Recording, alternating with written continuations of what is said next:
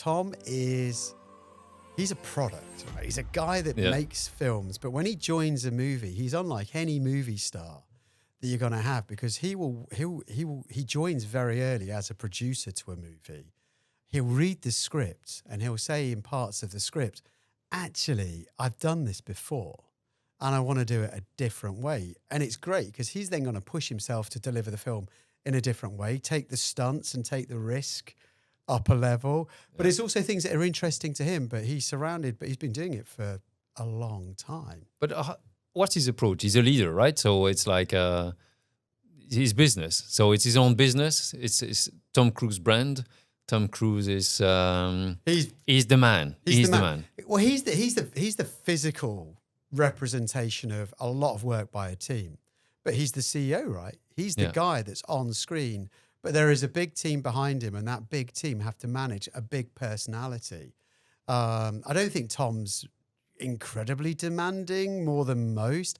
But for longevity, it's about quality and consistency, right? And that's what he's got, which is remarkable.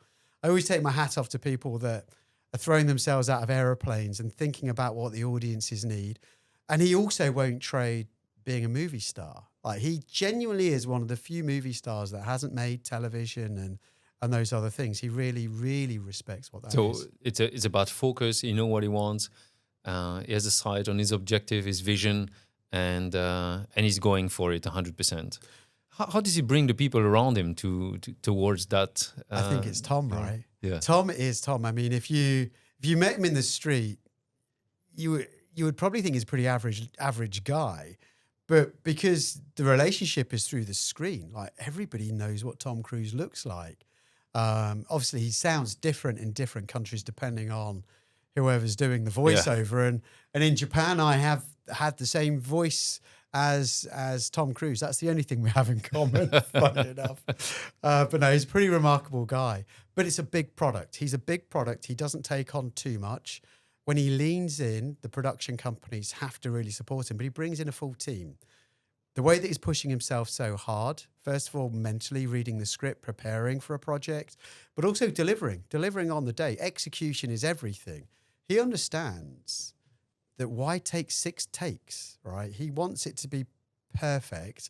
He's not a one-take guy, but he's rehearsal, practice, right? When the cameras are rolling, he's on it. And he knows the cost of production. Like, the cost of production by the minute is probably one of the most expensive things you're ever going to find. So when you have a movie star that really thinks about the business side of things, it makes a difference. Okay. But also he's respecting, he's the custodian of his own brand, which a lot of stars, you know, they're outsourcing things to their teams to say, should I do more of this, less of this? But Tom, he's not on social in the same way that, say, Will Smith is on social. And I sort of respect the Tom side of things because it keeps the essence of the brand. Whilst everybody in the world knows who he is, it keeps that level of mystique a little bit higher, that if you want to see him, go buy a ticket. Right? Okay. That's literally it. Yeah. So he respects the business in all of those lenses. But when it comes down to promoting a film and being accessible to his fans, he's very much there. He seems pretty intense. So he's a leader that takes things in his own hands and drive things by convincing people that this is the right way.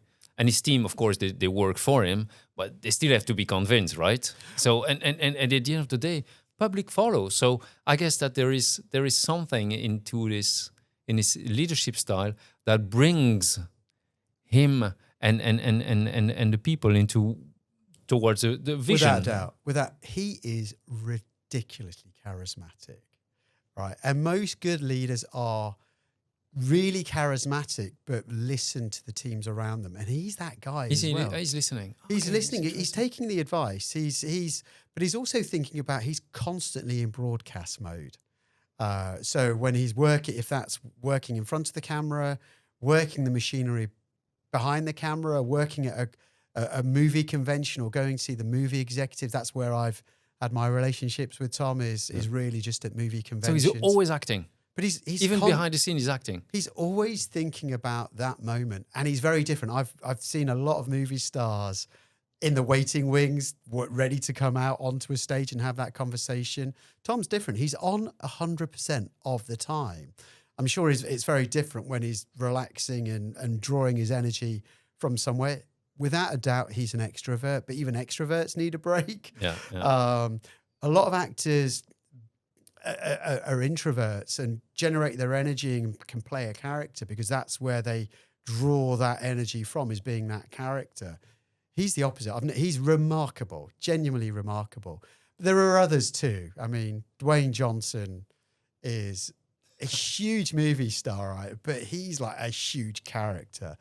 Like if Tom asks you a question, he's physically huge as well. he is. I mean, in every he's a big guy. Yeah, he's a big guy. There's no getting away from that. But he will. And when I was running marketing teams and looking at digital marketing, you would talk to Dwayne's team, but Dwayne would ultimately join those calls and say, what else can I do? Do you want me to do it slightly different for Instagram or TikTok? And he's very aware. He does have young children that probably ask him, or, what are you doing here? But he really feels that he's part of that and he checks in. And when Dwayne asks you a question, I would say that your heart rate goes up 10%. When Tom asks you a question, I think your heart rate doubles. So there's a difference in being that leader as well. I think that, the industry doesn't waste Tom's time and Tom doesn't waste your time. Like I say on set, he's a perfectionist, but he puts the effort in to minimize any of that time. And that's not to say that Dwayne runs over in production. He's also incredibly professional. The industry is not built of professionals like this. Some of them, the ego is not as controlled, and ego's a big part of charisma and being a leader. But ego is everywhere. I mean, in boardrooms you have big egos as well, and that's something that you always have to play with. You suffer. I mean, if you're a CEO and you're chairman, or other people have their own ego, then you have to understand that and be able to accept it and play with it. There's the negative ego, there's a positive ego, and sometimes it's the same person. But then at that moment, you need to be able to weather the storm and get a new basis to be getting to the decision. So whether it's a strategy or a movie or something that you change in a scenario, there's a convincing element. And the convincing element is what you bring on the table. You need to convince the other. There's there's what the other is going to bounce back to you. And if the emotions are too high, then you get nowhere. So I find that always interesting. There's a moment in board meetings, or probably in those moments, it's exactly it's changing the mood. It's from no two people fighting against each other to okay, let's make it work, and finding a different basis. Usually it's, from my perspective, is a different basis, not the same basis as the one that triggered the crisis. I mean, the cultures within the film world, and those closed meetings where you're meeting with a producer or a movie star producer, and also the faculty of your own business. So the movie business, its beating heart and soul is in Los Angeles. All the major studios are in Los Angeles. When I look at the roles that I have had in different businesses, and I think about the longest serving part of my career at Universal Pictures, 20 years of my life, you think about the energy. It's complex, right? They're complex, big businesses. But a lot of the decisions, to your point, a lot of those decisions stem from a filmmaker meeting, a meeting of typically a US set of senior executives and a movie star producer, and you might be there as part of the international team as a part player to that. The feelings that you have in the room are, you've got to get pretty comfortable pretty quickly with, that's a movie star, right? That's a movie star. That's a really important producer. And you also get to see your US colleagues operating at the highest level, because it's more commonplace for them. Doesn't mean they don't get nervous, but equally their job is to try and convince the creatives, the producer and the actors, to actually help them in the journey of marketing the movie, distributing the movie, helping with the partnerships for America. They're very much focused on America. And over time, that then changed into how do we become a good global team?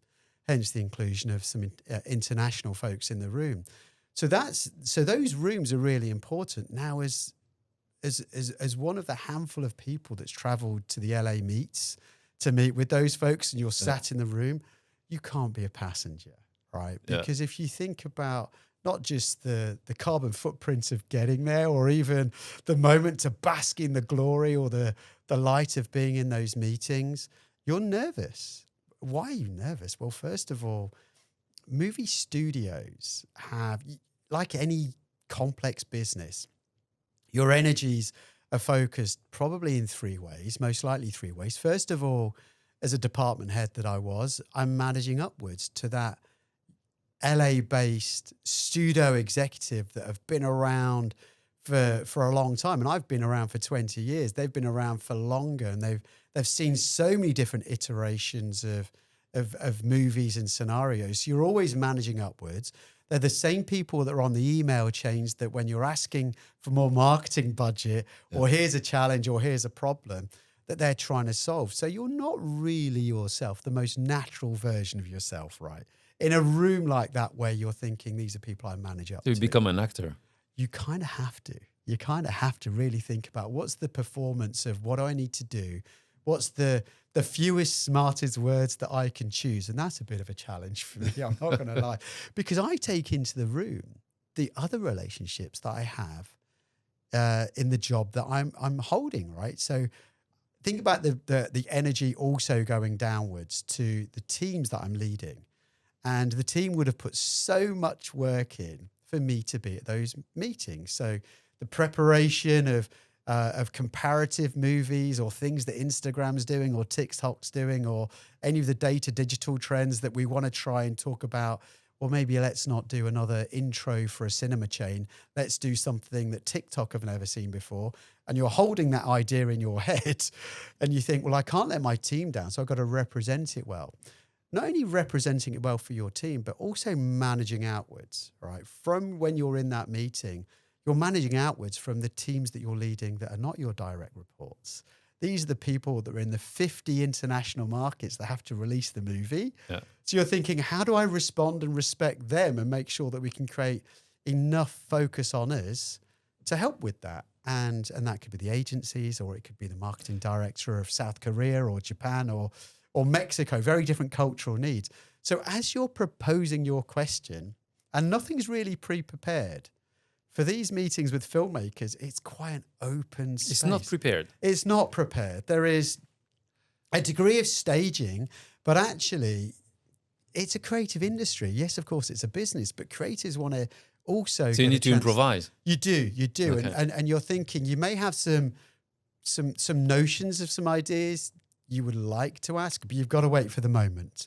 And as soon as the conversation starts to head towards the direction, it might not be a perfect fit, but a fit that's a semi-awkward fit is better than no fit. Yeah. Imagine not making that opportunity, taking that question, asking something. I think it's really important that you can lean in and take the risk. Creatives have to take a risk. And in those wholly unnatural situations where you're sat with the president of a studio, their board that's very impressive, and filmmakers, and you're a guy that's come in from London, jet lagged, sort of 3 hours of sleep, you've got to take the risk, because it means you can start that relationship, and you can ask a question.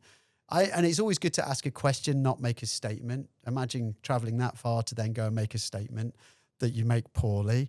A question is a much easier route in, because it starts a conversation. Yeah, and you keep the card a bit closer to your chest. I remember a meeting when I was, it's the beginning, I was in Munich for Allianz, and I'd been a CEO for 6 years, but a regional, local CEO is totally different when you have a board member, and the stake are much higher than your team, right? So, and we're developing a global strategy for steering employee benefit. And we went in a room, there was several board members, and there was the adversaries, So if you go in there, there's always this,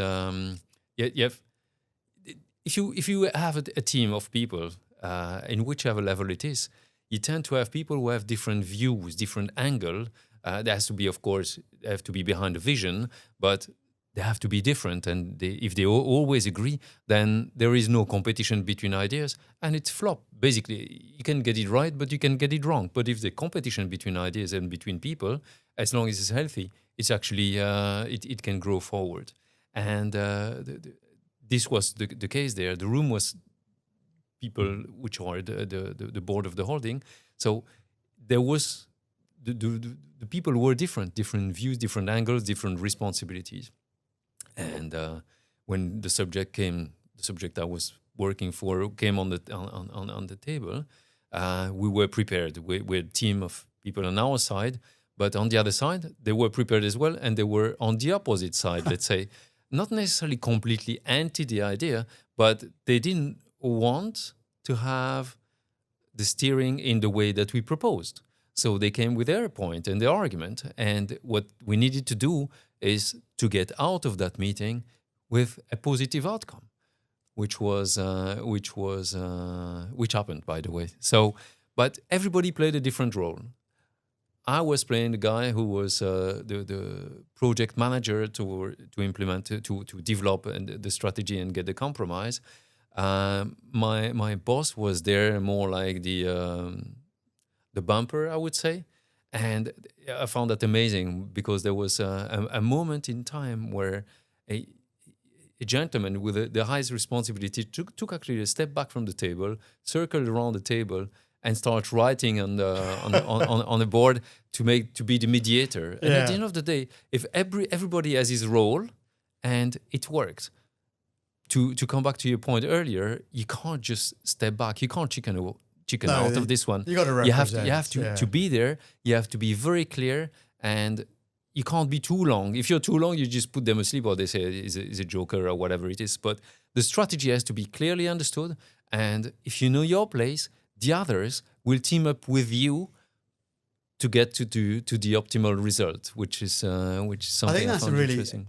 Making sure, I mean, time management in a meeting like that, because it is, I've been there, right, where somebody has an idea and then it perpetuates into something else. But there's a point in time that the airtime becomes stale airtime. Yeah. And you've got to respect, I think, when you're in a meeting, a complex meeting, you've got to respect the airtime that you've gone in, you've had the opportunity to say your piece, support a project, but also be open-minded enough to support somebody else's thoughts as well, but also criticize thoughts. I think to your point, competition, right? There's only so much resource, money, time, effort, all of those things, and you have to really lean in and get to the right ones, and resilience, right? Because when you're working on movies, it's a 7-year process at times. That's what's amazing. You know, I thought insurance was a long-term process because we insure a person for 1 year in medical health insurance, let's say,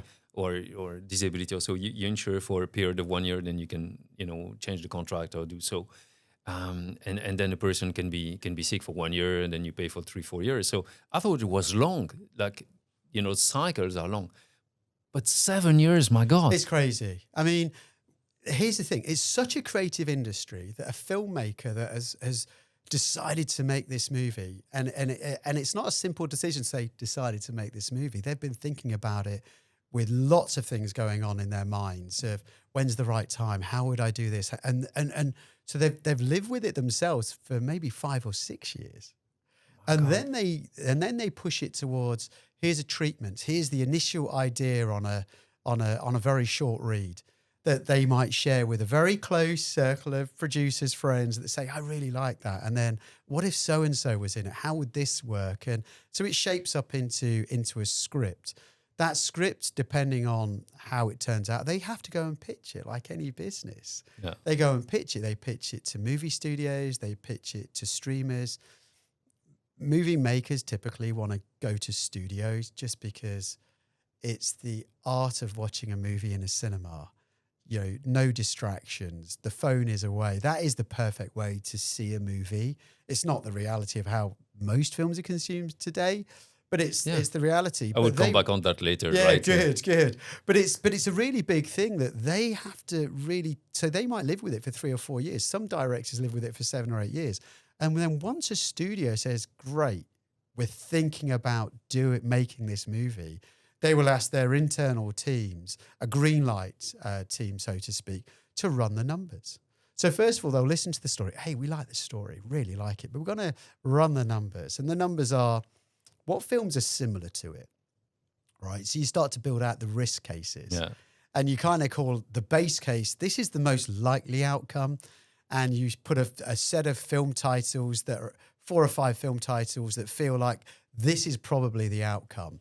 And you put those titles together because you want to understand how much they cost to make, how much are they going to make, who are the movie stars, what's the global appeal? Does it have more appeal in America? Does it have more appeal in Europe? Or China was a factor at points as well. And then, of course, you have to think about like good risk assessment. You got to think about what's the upside. So what's the high cases? What if it works out amazing? How much could we make? And not that it's a greed mindset, but they normally are a set of films that you go, if this really works out, not virally works out and catches a moment, but planned growth and upside. What does that look like? And then you've got to look at the downside as well. What if it doesn't work out? Right? What if it really, it comes out of production and it doesn't meet the requirements of what we wanted? What's the worst way that this film works out? Or what are the degrees of that downside? So there's lots of risk taking in there. So a studio then takes the film, right? You've done the risk model. You sign up to, right, here's the business plan. Hold on a moment here. Yeah. I'm the insurer. No. You're the creative guy. And for the last 3 minutes, you just describe how an insurance product is being developed. It's not far off, Yeah, right? there's an idea, there's some data, you run the numbers, you do a risk assessment, you look at the population, there's upside, there's downside, how much capital do you have to put up, or what works, what doesn't work. Don't you have to put capital, because there's also some models where each could be self-sustainable. And the business plan afterwards, I guess you have target market. Exactly. You underwrite your segment. You do. Let's not forget, the movie business is a business, and not everybody, there's a large proportion of people that think it's lights, camera, action, glamour, and it is a passion thing. Don't get me wrong. Out of the different people that can work on a movie, and I mean the real broad sense of people in production, people in operations, people in finance, people in marketing. The one thing that binds those people together is they are film fans, right? So you do get people that really love film that are part of film, and you can tell a real film fan versus like a casual film fan is when you ask somebody, what's your favorite film? They will never give you an answer of a single film. They will say, kind of depends how I'm feeling. I can give you a list of 10, maybe 20. So that's when you know you've got film people. So throughout the whole process of risk assessing if we should make this film or not, it then goes through a process of once it's signed off and it's greenlit at a scenario, that's when the production budget gets released. Okay. That's when the process really starts to make and production is the most expensive like daily charge on a film, because you might be shooting for 6 weeks in multiple locations, which means the pre-shooting of that film might take 6 months. The actual shoot of that movie in a very compressed world is like maybe 3 months or 4 months, and then some reshoots.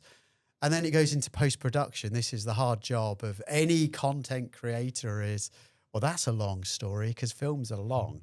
It's like, what's the shortest version? But also what's the most compelling version of that movie?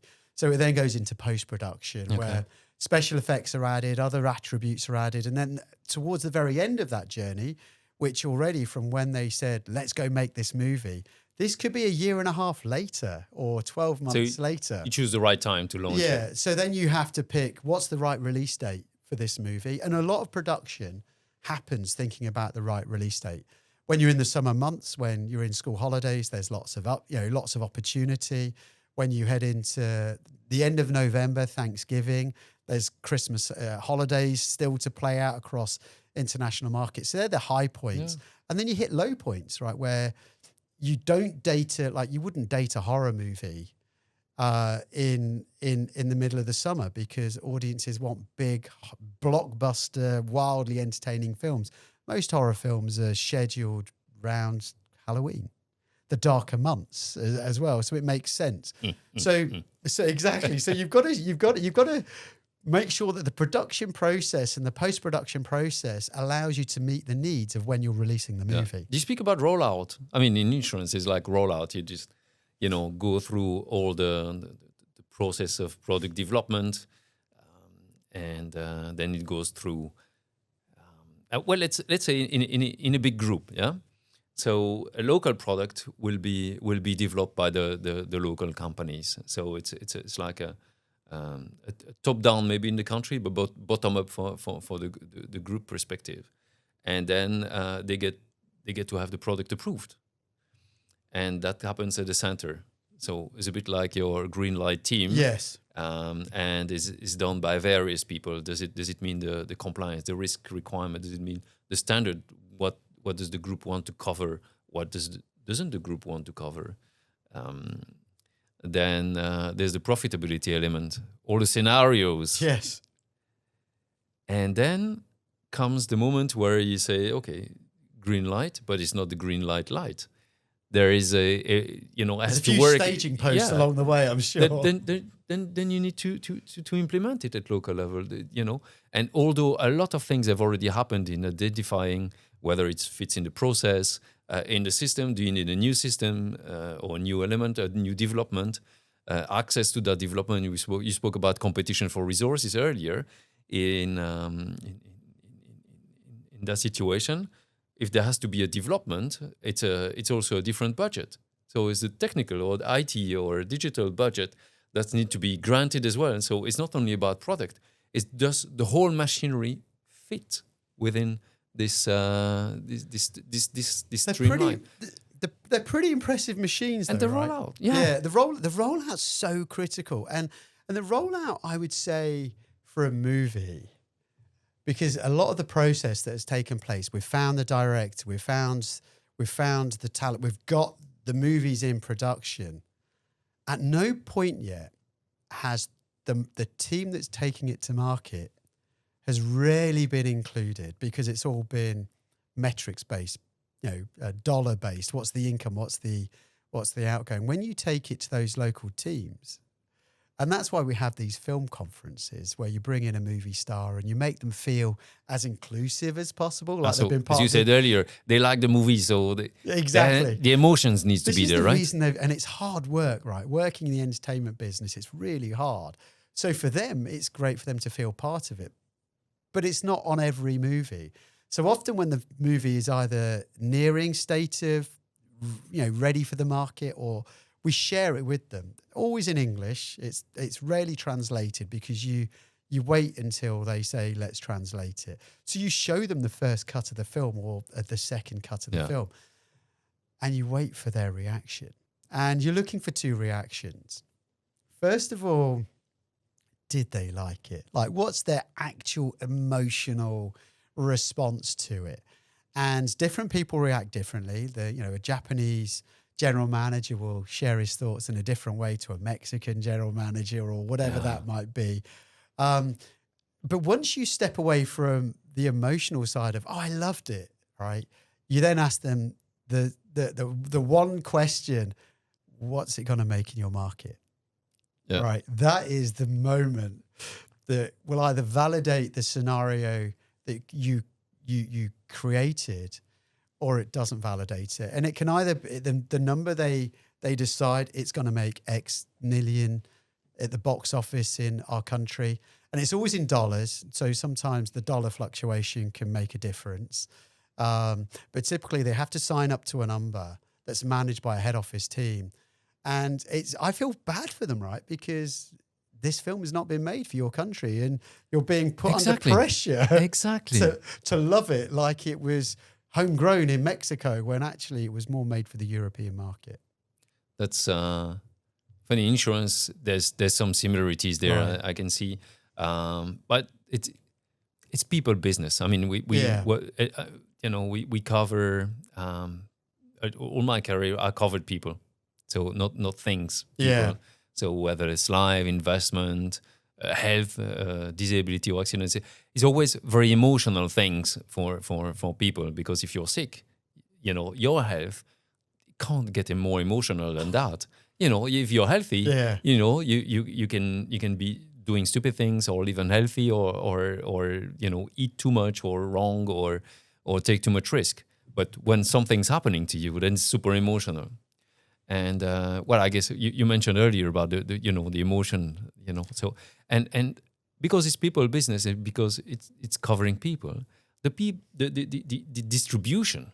So because insurance is not bought, it is sold. You bring that product to people, and I can see a bit that in the movie as well, right?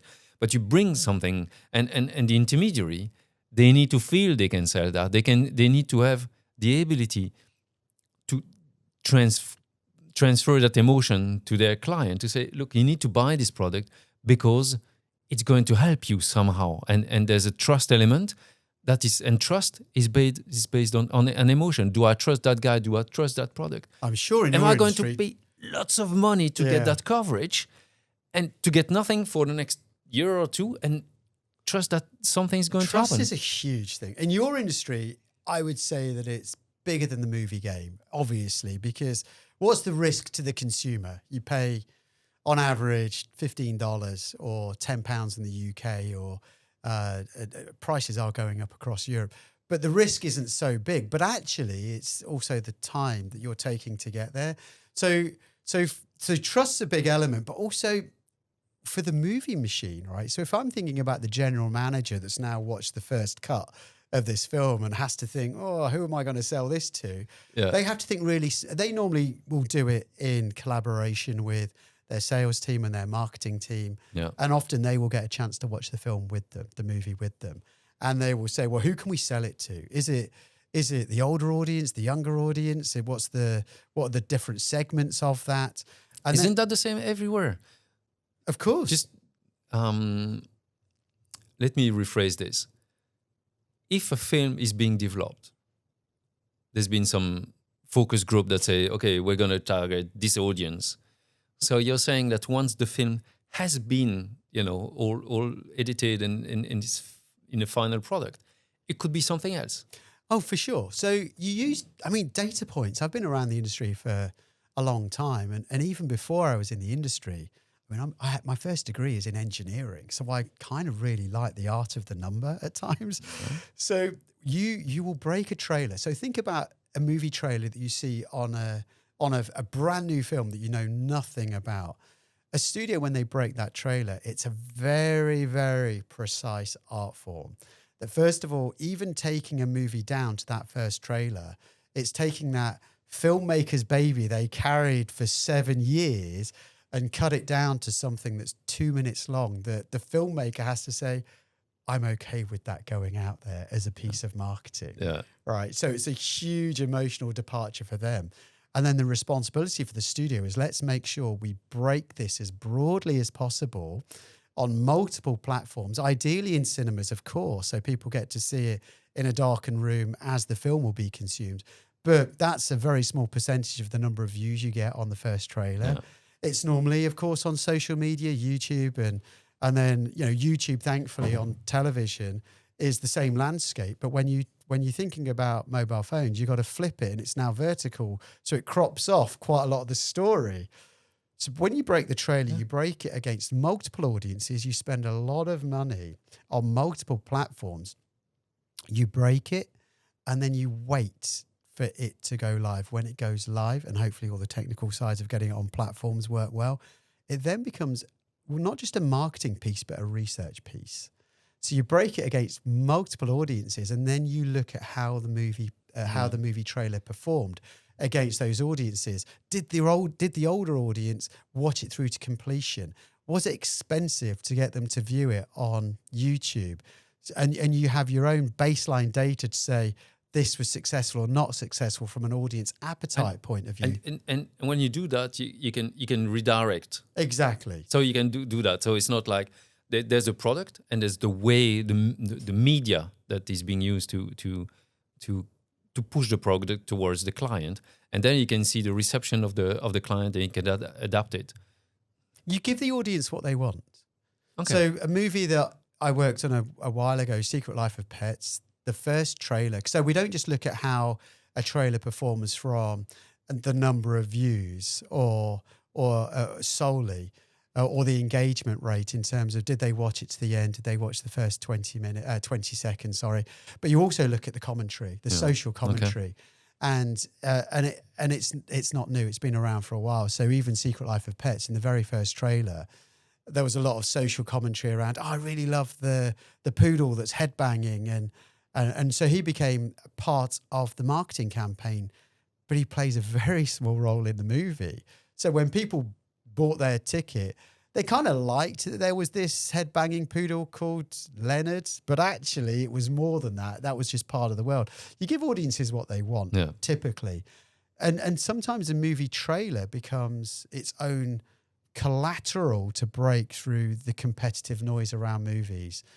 When I worked on the very first 50 Shades of Grey. That's actually super important, The very first 50 Shades of Grey, which the first trailer was the most important thing to have out there. And it was, the team behind it did a masterstroke. So much so that it became newsworthy, that TV channels were carrying it across the world saying, the first trailer for 50 Shades of Broken, it's been viewed over 100 million times in the first 48 hours. These are metrics they wouldn't typically talk about, but our publicity teams would help fan the flames of how big this event is. And what did that do to the competition of other studios thinking about opening a movie over Valentine's weekend? Well, they simply pulled up their movies and moved them to a new date, because why go into battle with something that's gonna change that? The movie trailer is a real battle piece. It's a statement piece. It's a great time to learn as well. It's very temporary though. In insurance and finance, it's more long term. You can launch a product. It can take a while to take place, and but it's so much money that is poured into marketing and brand recognition, especially for the big brands. But you know, in Luxembourg, working for the number one local player, they do the same at local level. So the brand is extremely well known there, and it's about steady. Yes. So I don't think that they want to be 50 Shades of Blue or something like that, or red. They're much more into creating long-term trust. And I don't know. I don't know if it's definitely wished, but what bridges the marketing campaign there? I think the thing, every single marketing campaign, right? And let's face it, at least 50% of the spend is on media that you get feedback on. So it's social media, it's all of that digital media that you can hear what your customers are saying. Okay, it might be less emotional than maybe a movie trailer, but it's still something to your point. There's nothing more emotional than the healthcare, and human beings think more of their families than they do of themselves. Yeah. So when you're trying to get the right healthcare for your family, you're really at your most vulnerable. Yeah. So there is going to be a piece of creative storytelling in that moment that really helps go, wow, I really love my family. I want to spend more on it. You're not there going, I love my family, but I want the cheapest thing out there. You're thinking that is not how the human brain works. You're thinking, what's the most level of protection as a parent that I can give, even to my dog or to my family or to any of those things you have emotional things around. So I think a lot of the digital marketing discipline is exactly the same. Tell the best story that you can. Hope people react to it, but also let people share their opinion on it. And that's extremely important with the quality team that took over all the client complaints or client feedback, working on improving it. So the angle is somehow different. The angle for insurance, I believe, is to learn from the media and the movie industry on how to use and best react on clients' feedback. What does that mean? we used to actually get the feedback literally verbatim and see what did they mean, and sometimes it was being changed, and sometimes we didn't care about that because it was simply impossible to change all the process for one single request. But the vibe from it, is super important. And if one client complains, it means 10 behind have not received the right service. So you were super reactive to adjust. And I think that in insurance, although it was very difficult to change that until now, that with the increasing ability, with the new era of AI and the ability to hyper-personalize the contract to the client, the coverage to the client, but hopefully also the services, then listening to how the media is reacting towards client could also allow insurance company to provide a better service, because although the timing and the length is different, the client at the end of the day is what matters. Yeah, if it's a moviegoer selling a cinema ticket or somebody buying insurance, or even the stakeholders that are invested in those businesses, it's the same thing. It's exactly the same thing. Consumers are consumers at the end of the day. Nobody wants to go and buy something that doesn't speak to them. Nobody goes to buy something they're not going to enjoy unless it's a dental plan. I don't know, but I think the similarities. I'll tell you one thing. Sorry, but I would prefer going to the movies than buying a dental plan myself. Yeah, I agree. But both necessary. Well, I would say dental is necessary too. But I think there's lots of disciplines, like in your world, and probably something that the financial services and insurance could do a better job at, and I'd love to get your view on this, is what movies have done for years, which they can transport you. They literally think about you as that individual consumer. So when you're watching a movie, when you're really lost in the screen, you're transformed back in time, forward in time. It gives you, love and loss and all of those things. So it only plays on the emotions, even on comedies, right? There's nothing better than going to watch a comedy in a cinema or a horror film, just because when somebody next to you is getting scared, you can pick up on it. You're looking at the screen, but peripherals on it. So the emotional side of it is really, really cool. And really you hope important. that somebody's shouting louder than you so that you're... Exactly. Yeah. I mean, don't sit next to me in a cinema because I laugh so loudly and I'm terrified easily. So I can probably give you the next experience of movie going. But I think it's like the 5D. There's a 4D now, and then it could be 5D with you. I think so. I'm in London, so you would have to come sit next to me in London. That's for sure. But I think the industries are all the same. At the end of the day, we're all trying to work out what's the best route to market, what's the most efficient route to market. Yeah. Data and transformation has changed the movie-going industry. And it's not just the movie-going industry. Think about the competitive set that I've got a choice. I can go to the cinema and buy a ticket, or I can sit at home on my sofa. It's the same for you. It's changing a lot of how we operate is that information. Let's come back to that just afterwards, but I just like to answer your question. Do insurance company have to improve and make their client feel that they are special? Yeah, I think they should. And there's a path. They all invest zillions of euros on this, the 250 billion euros or dollars invested every year into AI and digitalization.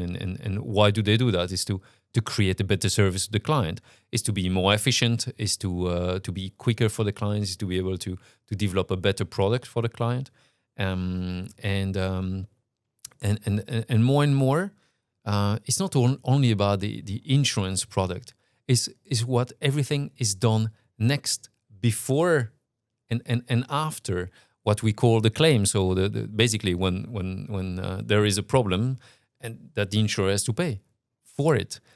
But everything before. If you talk about the health insurance, how much work needs to be done into improving the health before it becomes a problem. So there is the health. There's the detection of the early detection of serious sickness or not so serious sickness that could also help into improving the life of a person.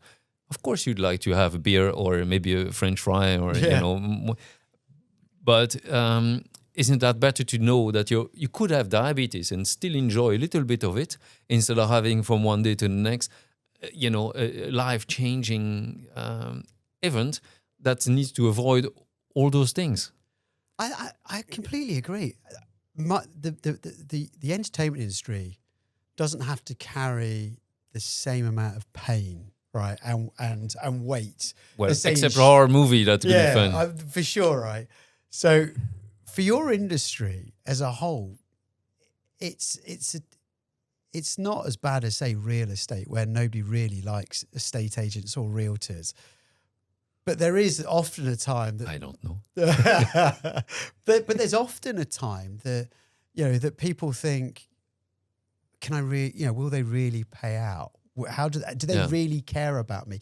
Clearly, the individuals in the trade and in the industry, they're not there thinking, what's the way of saying no in the most creative way. I don't think that's creativity in your industry. But there is a perception, a broader perception that might discredit the industry, which you've got to also overcome. That's a challenge. That's a real challenge. It's a huge challenge. It's and you see that everywhere. There's I was watching a movie the other day, and they were just bashing a bit the insurance world, and I'm afraid it is sometimes it's inherent to the business, because you cover people, you cover things, and not everything is always covered. There are things that are covered, things that are not covered.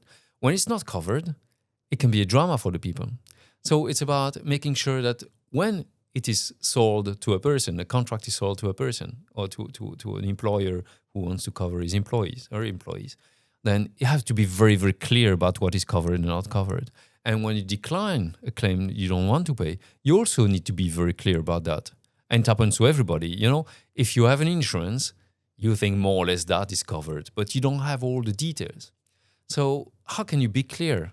Do you want to sit in front of your insurance agent for half an hour? Is going to say what is covered, what is not covered? Well, of course not. I mean, who is doing that? Even the agent, after 15 minutes, will be bored by saying that for the 276th time, although it's his job. They do a very good job in being clear, but you need to not be able to do that only once. And how can you make it accessible to people? So there's the text, there are the agents. There's also the question, the Q&A element, which doesn't happen very often in the insurance world. Why? Because the availability of your agent, if you call for the 6th time, then it's going to be, oh my God, I'm fed up answering the question. I think tech could really help that. Get an avatar, a movie star. You spoke about the, Dwayne Johnson earlier. Let's take Dwayne explaining insurance to people. If it's an avatar, you can ask him 260 times the question. Every weekend, in the morning, in the evening, he's always available. It's Dwayne's avatar, and he can explain. So I think it's important to have that. This all around, be available all the time. And it's probably not because the insurance industry, but if you have all those social media, whichever they are, you just look at them. I was like, cool. Coming back yesterday to London, what do I do on a taxi? You're just like looking at LinkedIn, looking at Instagram, and so on. And it's happening all the time. So the micro moment are filled now. Before it was like you look at the weather or so. And I think insurance need to be there also at that moment, or at least available. Not necessarily be overwhelming, but be available. The availability of the service need to be that would be pretty reassured as a customer, right? Yeah, I feel really reassured that, especially when you're traveling, you're away from home, and you're thinking, something could happen, and you could just pull out your phone and get on your insurance app. Sounds strange, but we're so accustomed to having maybe 10 apps open. There's nothing wrong with having it open, right? And saying, oh, how do you get over jet lag quickly? Or what's your recommends here? And actually getting quite a human response. That, of course, it's going to be generative, but it'll be quite a nice thing. And also you can share your mood with it to be able to maybe get some advice or don't worry, you're covered. Even just the reassurance or you say, look, I'm thinking about doing this. I probably wouldn't do that because you're not really covered for it. Whatever it is. I mean, I'm not that I'm the entertainment guy, right? I'm not the insurance guy, but it would feel more reassuring than signing up to a service and being sent a PDF of the terms and conditions you've agreed to that sit in your inbox and you never read, and you really hope you don't have to read until the unfortunate circumstance means you do have to read it. And then you read it in language that is probably not the language that you would choose to communicate in. And sometimes we just say, oh, as you could have read in the condition article, so and so, paragraph is, it's like 14.1.A.C. What? Yeah. Thank you for the answer. It's not working for me. There is no emotion in that. Yeah. So we need to bring emotion in also in talking to client. There's also one thing I'm convinced of is asking question requires courage. And if you ask question to your insurer, you're gonna think you disturb the insurer. You're gonna oh, it's the wrong time. Maybe there's something else. He's going to be upset because I've already asked the question. So the fact that you have AI generated avatars that have these trees of ability to answer question that you don't disturb. You don't feel that there is judgment from the other part. I find that super important. I think it is. You've got to make the transaction of information as simple as possible. A lot of us have grown up in a world of, you get through to your insurer, right? You've called the number, you get through to your insurer, and then you know that you're probably at least 4 keypad inputs away from talking to a human being. Yeah. And that human being is clearly trying to collect your information, validate who you are, collect your information, and then try and treat with you, triage you in a certain way, and then exit the call because they've also got to do a number of these and be available. I had an employee that worked for me, ridiculously bright, and really helped my team grow in an amazing way, and a great leader that could lead a call or take on ownership of a project.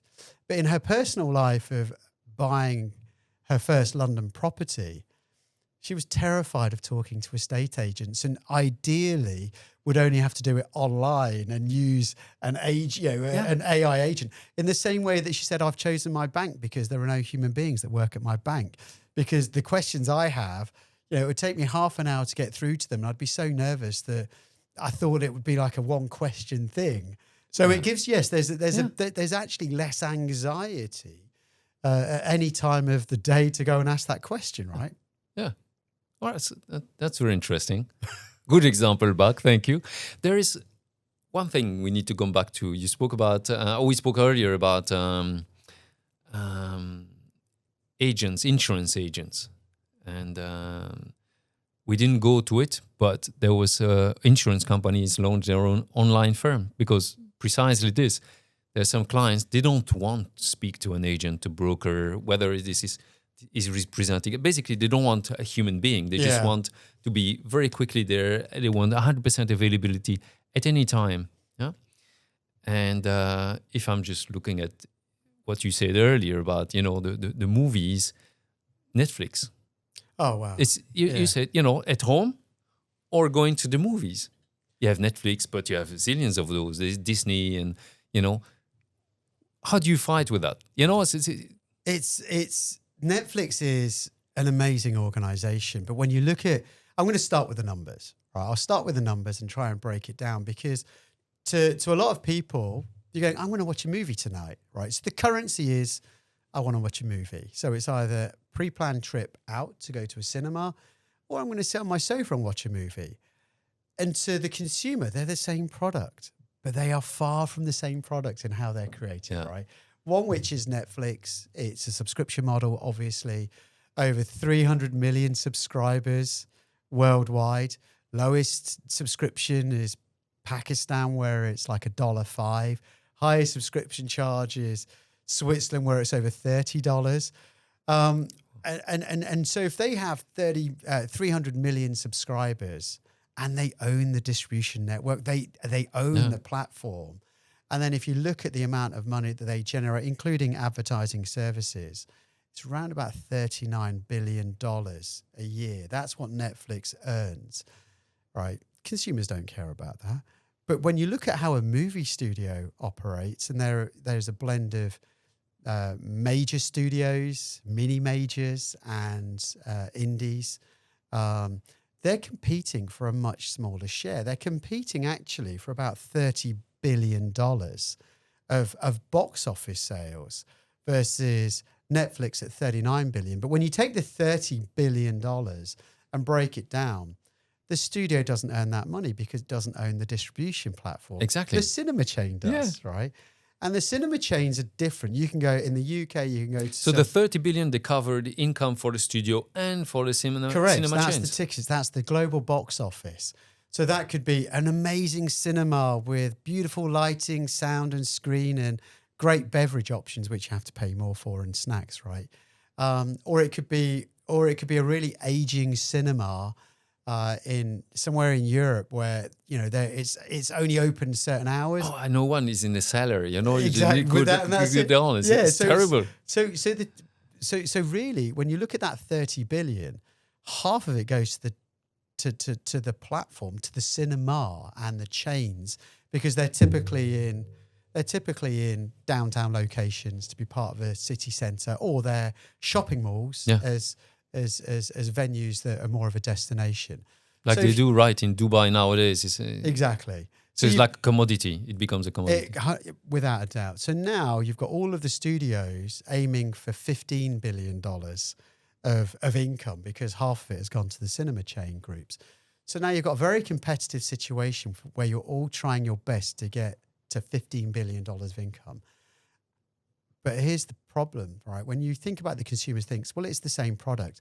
If you look at how you put that cake together, right, so to speak, Netflix average cost of making a movie is less than $30 million, $35 million. Yes, of course, they have some that cost way in excess of that, and they also have some that sit way Why is it below cheaper that. than the others? It's because they will already turn things around with less movie stars, and they're shooting using a lot more technology, a lot more AI. So when they know they own the They own distribution. distribution, so they know the value of putting a product through their own internal system. So they need to be less broad. They just do something that is totally focused for It their can client. be it's a numbers game. So they will create a product that fits their store. Yeah. And some of those products need to have more investment behind in terms of production because it's used to grow subscribers. And other parts of that product are there to maintain subscribers. So they create a product that fits their shelf. So when you think about the marketing they need to do for something that's going into their own store, where they have all of these subscribers already, their marketing costs are significantly lower. They can be as low as $2 million and stretch as high as $15 million, right? Because when you open Netflix, you can see Exactly. I mean, the algorithm will choose one They for will- you, which is different from me or for Exactly. whoever. I and mean, then- they do have some hero placements of this movie's opening now, I think, which really helps. But then for a movie studio, they're still trying to create fine art. Yeah. Already they're fighting for less than half of what's available on the table. But they're essentially thinking, how do we make this movie be the best movie it can? Yeah. And depending on, again, a movie studio will make a portfolio of movies. Yeah. Like any business, it has to balance the risk and make a portfolio. But some of those movies can cost, 10, 15, $20 million if it's a genre movie, like a horror movie, or if it's a really big blockbuster or complex movie, it can cost over $150 million to make. That's Disney, right? So if I there are the studios and there is Netflix, but in the middle there's Disney that has its own little Netflix, so you can subscribe.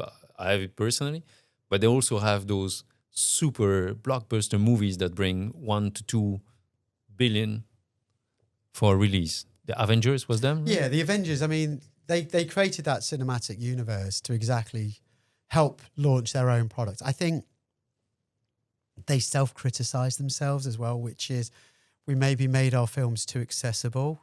and maybe we did too many of them, because then you can't forget the fans and consumers. Typically, it's the same person that's going to, like, a film fan is about 20% of the population of a country. Yeah. It's not 100%. There is definitely a good proportion of people that never go to the movies, right? There are more people that you can reach at home. So I think that you've got Disney that is a hybrid, that to part of it, Disney Plus definitely serves a need. But the movie going model, the movie making model hasn't shifted quick enough. No. Those Avengers type movies cost well in excess of $100 million to make.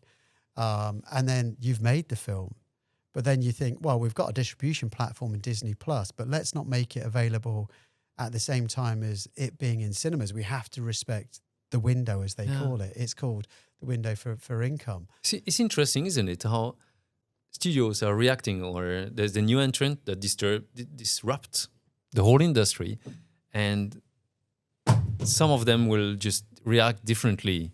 Disney has a certain way, and they're the only ones. Huh? There are more in there. Amazon is also entering it. It was different. I feel Amazon is different. They were not at all in the movies, but they have clients, and they thought, oh my God, let's make things available for them, and oh my God, let's buy a studio. We have so much money, we can do that. So there's plenty of different strategies to get in there. But the bottom line is, there is a lot of disruption and changes in industry, and it's about survival. So super high competition. What I see in insurance is also similar. I mean, the ecosystem it's probably more diverse in a sense, right? That there's many different players. So more diverse. Maybe every movie is different. So if we can take every movie is different, you can also have something like that in the ecosystem. So you have a lot of different. I mean, there's regulation, there's a lot of things that create borders, so it's more local in terms of disruption. But there's a big chunk of disruption. And even insurance company, they say, okay, what do we have? I mean, there's some companies that had agencies. Do we work with independent distribution or not? Then independent distribution in some countries, they're very powerful. In other countries, less powerful. But there is a lot of movement and willingness to drive for each of the segment of the distribution value chain to try to survive and to keep on growing. So it's how to fight against that. Insurers have said, okay, we have agents now. We work with brokers because we need to work with them. They are also very powerful. Clients want to work with brokers. They have value as well in the whole ecosystem. But at the same time, they do that. They say, oh yeah, no, we're going to work with independent distribution. But now we're also going to have our own direct distribution, not with agents. And they come with new ideas. And it's not even doing themselves. They have subsidiaries doing it. So you spoke about contradiction earlier. Which part of the ecosystem are we playing in? Well, we play a bit in this one, a bit in this one. And you have tribes inside big groups that say, oh, we compete against each other. And actually, it is competition. Sometimes it's even different product or different systems. It's testing the water, see what works best. But it's about survival, isn't it? It's always about trying to get its space. I think that it's competition and survival. They're part of the same conversation always. I think for when you start to look at a Netflix, they're so big. They're the number one player when it comes to streaming. They're going to have the same pressures, right? The shareholders and the share price denotes that they have to chase growth. Yeah. Right. And they will have to evolve to chase that growth. The more legacy movie studios that are still making very expensive movies, okay, they've managed to balance portfolios. Unfortunately, they're not taking as many creative risks because it's easier to make a film that sits in the same franchise or has the same tropes as a franchise as they've done before, because they can understand the risk-reward model that little bit better. But failure is a big part of taking product out in the entertainment game. And when you fail hard, everybody sees it. And I've never known the podcasts in the entertainment business are probably some of the meanest podcasts I've ever listened to, because they really enjoy the failure. They rarely celebrate the successes, but they celebrate some of the failures of movies. And I've worked on movies like Cats, so I really understand some of that failure, right? What movie? Cats. Yeah, It exactly. Thank you. It made me repeat it. That's painful twice. But it's really interesting that because it's been always put up on the biggest screen, in the headlines, and it's cultural. Movies are a cultural moment, and marketing campaigns are trying to convince people that don't miss out on this cultural moment. It becomes more difficult, and because people want to be part of a cultural moment because it's fresh and original, or it's so well done. I mean, Bond has a great legacy because it ups the stakes and ups the game each time. I don't know where it's going to go to next, and as the producers have changed. I'm not James Bond. No, I'm not the next one. There you go. There's the announcement of the day. Yeah, but it's a challenge. But when you've a lot of engineering biased businesses, data driven businesses, certainly on the social media platforms, certainly talk about this culture of failure and fail fast and see what you've learned. It's really difficult in the entertainment space when you've taken 7 years, 5 years to come up with the idea, and another 2 or 3 years to get that idea into a product to then launch it, and it fails. It's pretty hard. And it's not just the filmmakers involved, it's all the people in the marketing teams and the agencies and all of those, adjacent businesses. They fail with you, and it's hard. Really hard. And I think it'd be nice for the successes to be celebrated a little bit more. Yeah. So the failures just feel just that little bit less abrasive. But failure like in the insurance game? Well, failure is inherent to the game. So you can have a lot of growth, success, and the bottom line is suffering. You can have an amazing product that would work perfectly in bottom line, but you don't sell one single one. So there's a lot of there's a lot of example, but in terms of fail fast, I think insurance has the ability to test much better what works, what doesn't work. You can see an insurance company as with a catalog of products. You think there's maybe 10, 20 products, but actually there's so many products, so many different products. And some of products they sold 2 or 3 times, but it's a variety. There's just like an optional product next to another one with a different option, different options. So you can tweak the product a little bit to change them and to make them much more attractive to the market. So, and that's something that you work with distribution, focus group to see that. But if you look at the system of insurance companies, they have a very few products with enormous amount of client, and a long string of products with very few clients. Right. So the fail fast is working. It's inherent to the business because it's built in. So it's a scenario that will be tested by the whole value chain, but usually it's the product department, the market management, or other those more laboratory that can use that. One very important laboratory or experiment area for insurance is the digital channel. So you just go and you experiment. And because there's so much money that's poured into digitalization and AI, is that this is where the fun is part. And you don't only work for your own digital channel, but it's also data and value that is brought to the whole company. Because if it's not working digitally or the feedback is in a certain way, then you can have already a piece of information on how the product will be working for the independent distribution, like the cinema chains, or the Netflix channels, like the agencies. And that I find very interesting, and it's usually built in the organization. Yeah. I mean, it's all driven by a consumer's need, right? And people are parting with their money for that consumer need. Yeah. I think there's a lot of parallels, right? So if we look at the giants, you've got Netflix, you've got Amazon, and then you've got the movie studios, and of course you've got the streaming services like Disney Plus and HBO, etc. But when you're a leader, right, you're always there always comes a tipping point in time that you're the leader, so you're not going to get everything right. Yeah. And you're going to leave and the cracks will appear because somebody's going to feel underserved. And you see it already in the entertainment game that you've got some growth businesses that are growing at incredibly quick paces. Companies like Mubi, which is much more art house, but they also hold films that you've really, from the 80s, and the catalogue is really, really well curated content.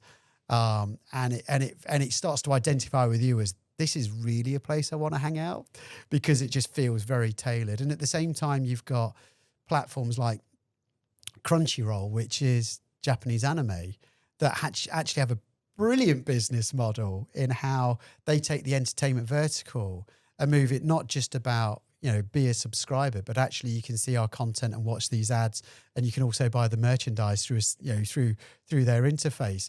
And for an audience like the anime audience, it is the most powerful thing that finally our community has come together. We've created something in this environment that we can all celebrate. And okay, it won't be perfect, but it's pretty damn good. So these really unique players are starting to become far more engaging, far more powerful. And that's pretty exciting. And I think there's a premium attached to that. If you're serving an underserved need and it finally resonates, then I think there's always going to be an opportunity that people will go, it's a shakeout period. The movie industry's had it. When you look at the streamers, they're not all going to be there because isn't that Lady Gaga's model? She has created her own, multi-million subscriber community that is just for her, and then everything's happening there, and exchange as well. So the community element, I find that super, super interesting and important. Oh, massively so. I mean, anything around the arts needs to have fans. And it's quite funny because when you look at communities and you look at fans, everybody thinks that every fan is exactly the same. So I've been a fan since 2003.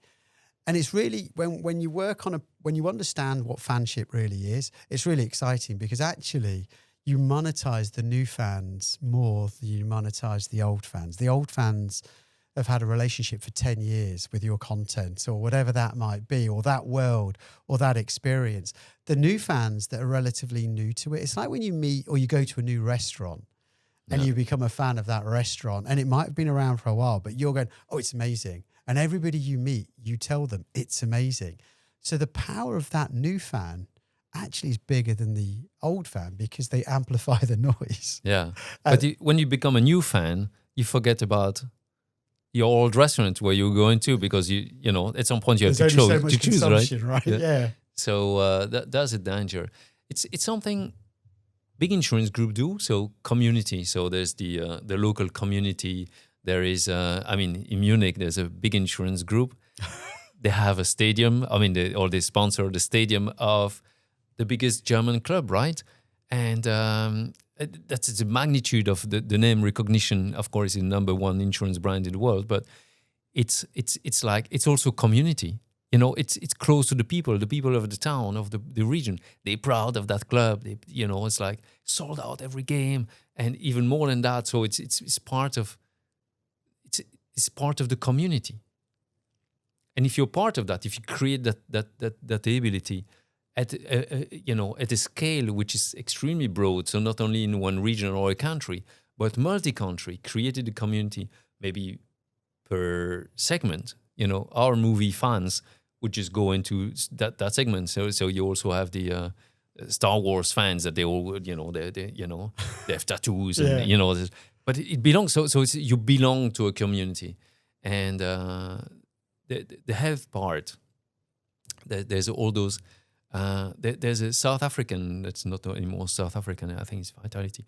They've established basically a totally different model, working on prevention. So it's not only about being covered in insurance, but it's being part of the community of those people who go to that gym under that program, and they have the coverage. They have the same coverage, but it's much bigger than just the insurance element. And there's a sense of belonging. There's gamification. There's plenty of things that are part of that. I guess it joins a bit this Japanese. It does. But I find that fascinating, right? That insurance and healthcare can gamify things, and my healthcare provider is exactly that. You know, if I do X many workouts, then my premium is reduced, and I also get benefits for healthy shopping. I mean, the amount of data points that my insurer has on me is probably more than most, and it's exciting. The movie industry and entertainment, it's kind of different, because when you look at the brands that are out there, so if you look at Netflix, it's kind of a cultural brand. If you look at, we're both parents, and when our children were younger, you would probably say, "Oh, there's a Disney movie," or they would say, "Oh," and Disney comes with somewhat of a brand guarantee of wholesome family entertainment.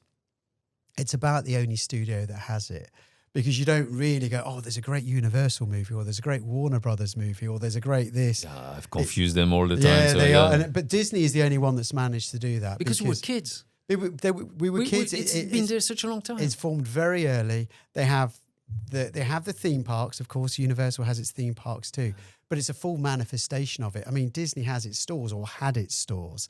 They've obviously been moved back into more a digital bias than bricks and mortar.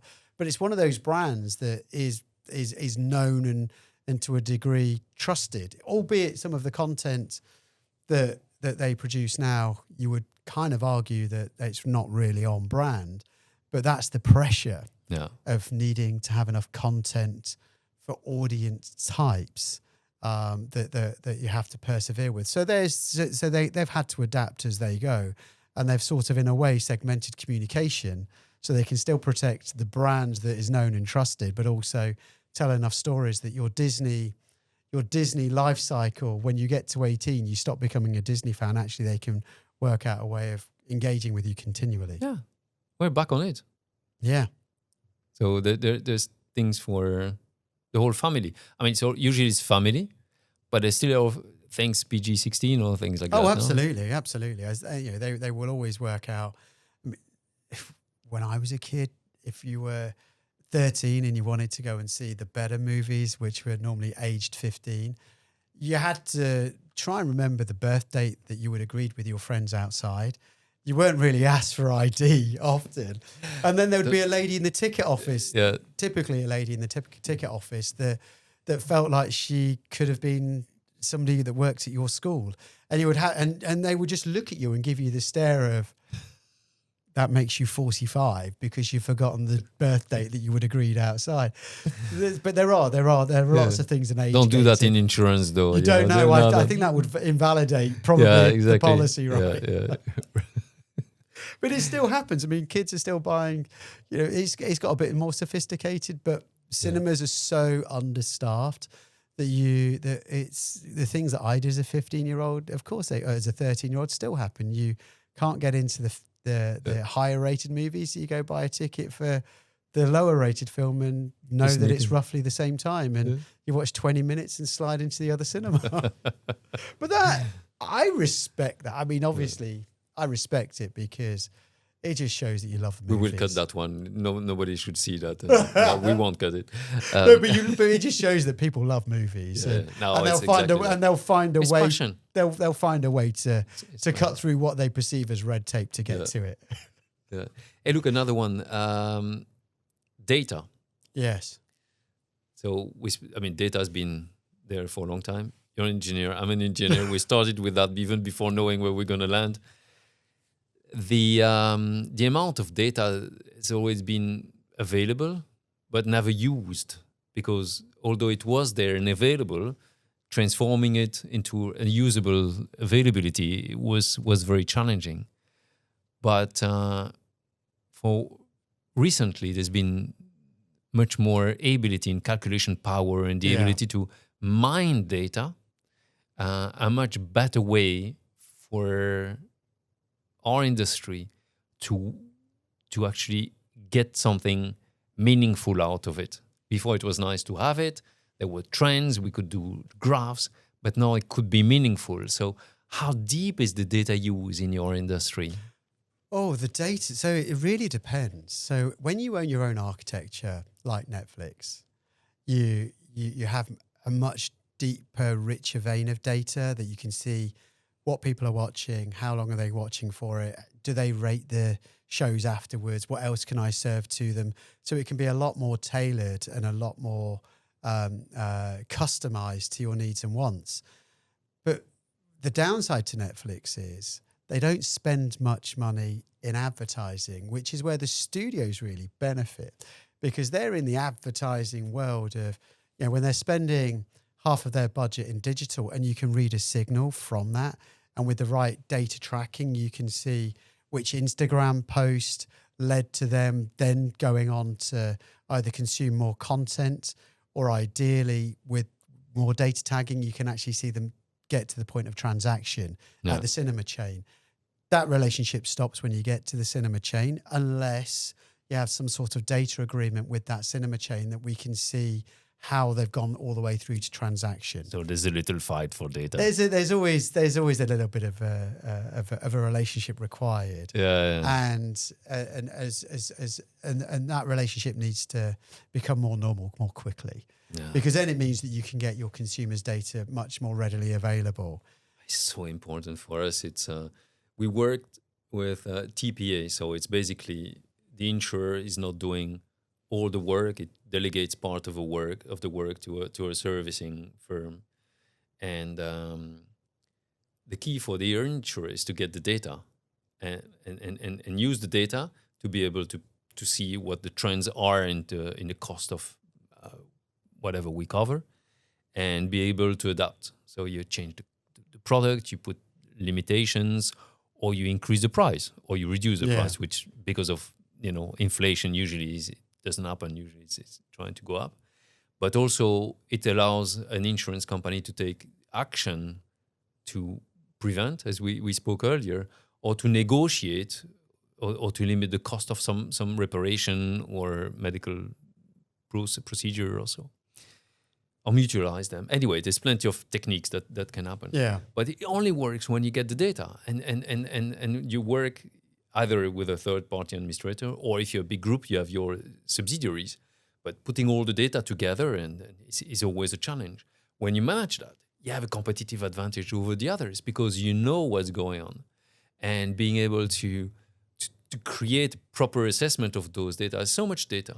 Before, we're happy when you see, there's that company, they have 5,000 people in that location. They always go to an hospital which is, very close, but an hospital a bit further, has better healthcare and is cheaper. So you try to divert that. You either negotiate with the hospital to say, well, you keep on getting our clients, or, our employees is your clients, but we have a better price and you need to stop charging that ludicrous amount of money, or we send them somewhere else, and then incentivization to do that. So that was like 10 years ago.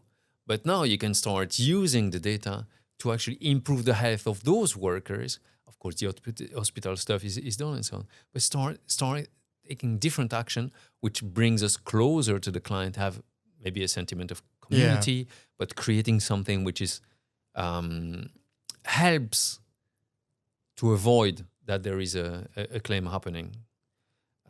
So I find that the more we are able to use data, the more we're going to drive towards a much extended servicing from the insurance world. And I don't know if that's the same. I think it's exactly the same as what the issues are in the entertainment sector. That data and the processing power of that data is really important. Valuing data and understanding which data is important, what is a primary signal, what is a signal that feels like the others but maybe doesn't point to an outcome. A lot of it in the past has been navigating because of the limited processing power. There were always studies over a period of time. How do we do this? Is that the same signal?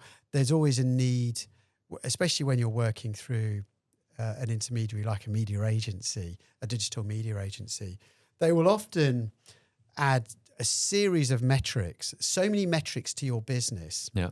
Because it's not because they're trying to distract you from the job you're trying to do. It's because individually you've got some very bright people trying to answer a series of questions of how can we sell a ticket more effectively.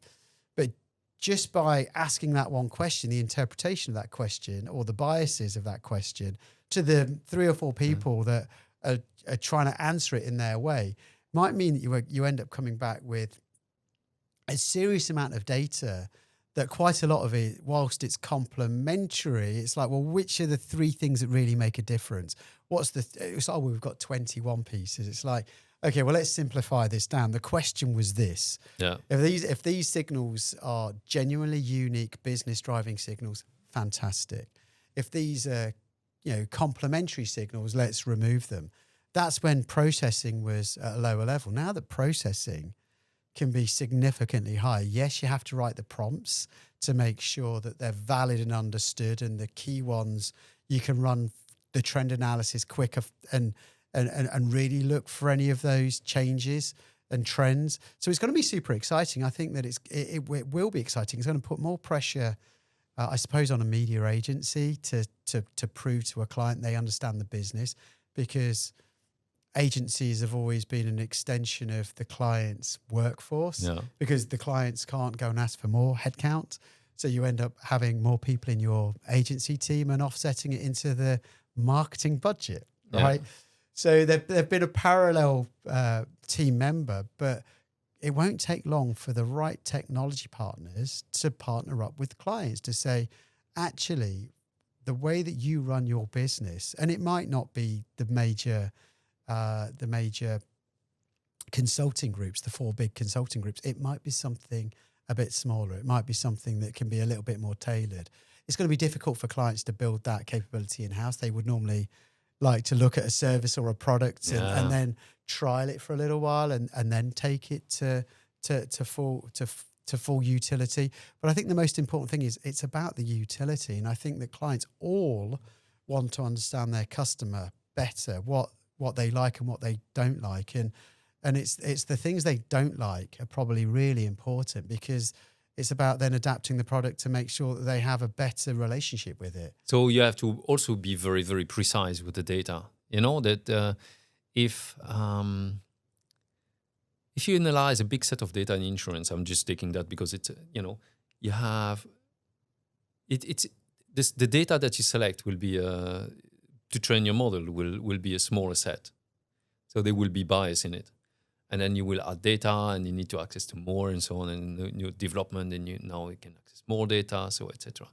But you can't, if you get it wrong, and it's the bias, it will just completely flow your model. So you endanger your own profitability or your own product line, or even your company. Although, I think that since there is level 3 lines of defense, there's going to be lots of people in there involved looking at this critically. Bucket, exactly. So let's not put everything against it.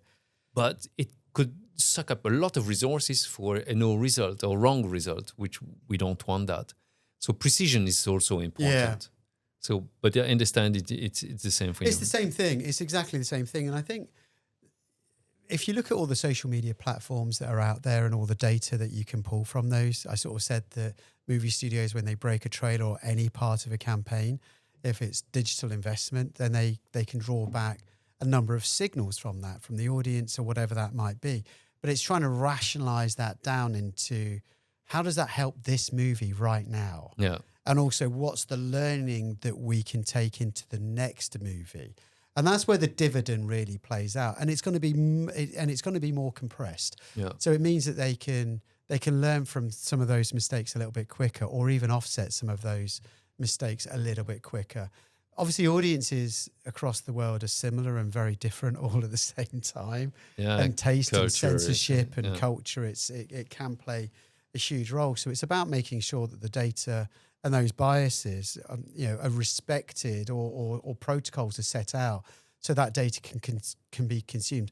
The worst way that it happens is that those models are run in the US, looking at the US consumer, when actually the play is a multicultural, it's a multi-territory thing, even within a market, even in a country like the US, where it's not a singular culture. There's multiple cultures, and so it's about how do you set out those models. They know that in the US. We don't know that here, but the US thinks that the rest of the world is monolithical as well, right? Yes. So I think it's super important to understand the difference in culture, and based in Luxembourg, we have Germany and France next to us, and Luxembourg speaks Luxembourgish, so it's a mix of French. Well, it's very, very Germanic language, but there's French in it as well. And the law is written in French in Luxembourg, but the culture is a bit more Germanic. So you see it's a bit between countries. But if you sell from Luxembourg in Germany, you're Luxembourg, but you're still part of, this is okay. Yeah. And the same for France, because, but try to sell from, France and Germany culturally in a business, actually very, very different. And you found that the German and Spanish in the business there, or the people I worked with, because I need to be careful, I don't want to profile anything here, but that there are so many similarities into the way they approach the business. They actually work during the day to day, and it's the case for workers, for our team members. It's the case for the clients. It's the case for the distribution. They don't work the same. I mean, distribution is between those two countries that they can example. It's miles away from each other. But I think here's the thing, right? You're an experienced guy that's been in the industry for a long time, and I think we can all look at trends around data provisioning, data processing, and of course they're really, really important. But the majority of the stakeholders in a senior business are human beings, and understanding how to navigate those cultural moments is something that you learn. And I don't think it's something that can be driven out of a single country, but really being international and understanding in Latin America, when somebody says, how's it, you ask where the problems are, there's no problems, everything's fine. Yeah.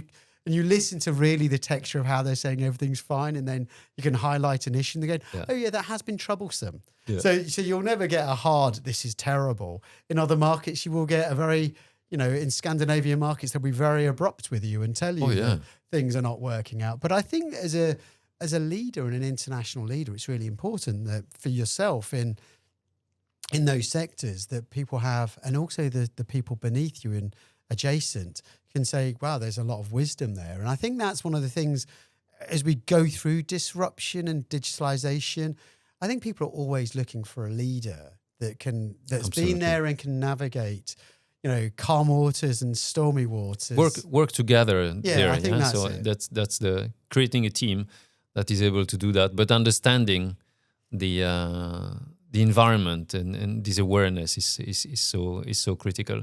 And in that sense, to conclude on the AI is there to help us. It's not to replace us. It's to create an additional element or additional elements that will help us navigate the environment.